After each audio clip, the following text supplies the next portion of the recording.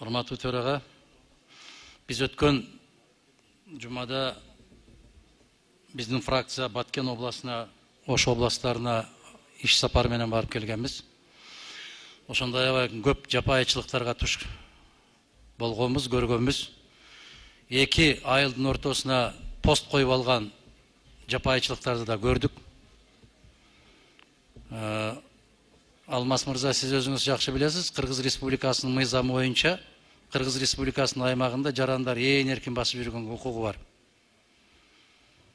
Министрлер кабинетинин чыгарган токтомуна жараша иш жүргүзүп атабыз дейт. Ал токтом Конституцияга каршы келет.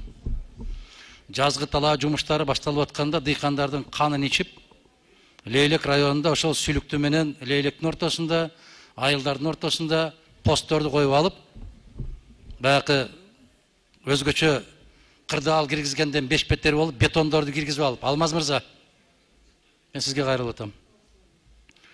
Мына ошол коопсуздук кызматы кандай качып жүргөнүн көрдүңөр өзүңөр. Бул маскара, бул уят. Бул цивилизациялуу өлкө болсо, аябай чоң маскарачылыкка алып келиш керек эле, бирок эч кайсы жагынан дың деген жок. Басма сөз кызматы жооп бергендей болду. Сабатсыздыктын туу чокусун көрсөтүштү. ГКМБ өтө сабатсыздыгын көрсөтүштү.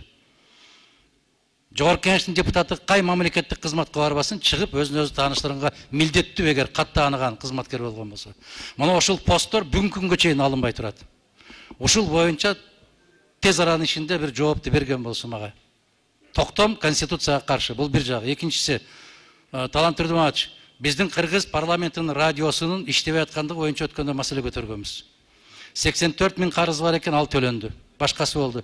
Эмнегедир эфирге чыкпай атат. Радионун мага кажети жок, бирок ошол жерде кыскартып салдыңар, 3-өө гана калды. 10 секунд.